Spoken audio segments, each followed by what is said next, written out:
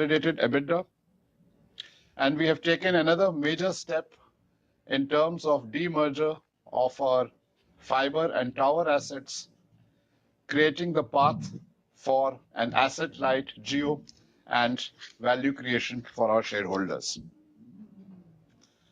Let's now reflect on the macro trends that we expect in 2019. Firstly, everything that we have seen and heard so far points towards slower global growth, both in US, Europe, and China. The China numbers of growth at 6.6% are supposed to be at a 28-year low. Closer to the factors that affect Reliance's business, as you probably know, crude prices were up and averaged nearly $70 per barrel in 2018, putting a pressure on the crude markets, which became tighter towards the year end. We also saw new capacity in cracking come up globally. US with 3.5 million tons of new cracking capacity led that. As far as refining is concerned, we saw record refinery runs in the US hitting 98% at times, leading to record gasoline production and putting some pressure on gasoline margins worldwide. Light-heavy differentials were also narrower, which affect complex refining simply because of lower supply of heavy crudes from Venezuela and Iran. We are very levered because of our consumer business to consumption spending in India, and that was really good, and we expect a 12 to 15% growth in that even in 2019.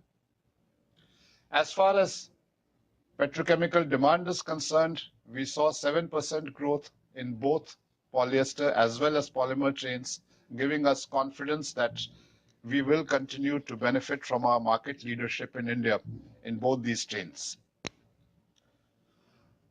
A quick summary of our consolidated financials. Revenue at 6,22,000 crores, up 44.6% compared to last year.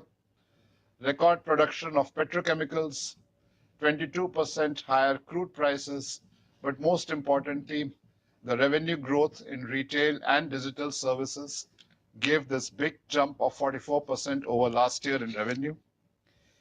PBDIT on a consolidated basis up nearly 27% to 92,656 crores, again primarily coming from our petchem business and the consumer businesses. Depreciation was higher at just over 20,000 crores, 25% higher than previous year, coming out of new capacity in hydrocarbon businesses and also increased depreciation charge from our digital service business. Same story for finance costs, jumped up from 8,000 to just over 16,000 crores as we commission new capacities both in our energy and consumer businesses. As a result, net profit up from 35,000 crores to nearly 40,000 crores, up nearly 13%. Net debt, an important measure, is up only 9% from 1,41,000 crores to 1,54,000 crores, arising both because of earnings and because of the deleveraging obtained through transfer of debt to fiber and tower companies. Adjusted return on capital stays stable at 13.5% and is among the highest in our global peer group. A quick look now at our standalone financials. Revenue crossed 4 lakh crores standalone, up 27% year on year, a combination of oil price increase of 22% and higher volumes from petrochemicals. PBDIT up 12.9% from 60,000 to 68,000 crores. This again, as we will see later, is a combination of both higher volumes as well as an uplift in the integrated polyester margins. Depreciation up 10% to 10,558 crores. Interest costs nearly doubled from 4,600 crores to 9,700 crores. And net profit, a record at 35,163 crores, up 4.6%. Let's look at where we got the earnings from.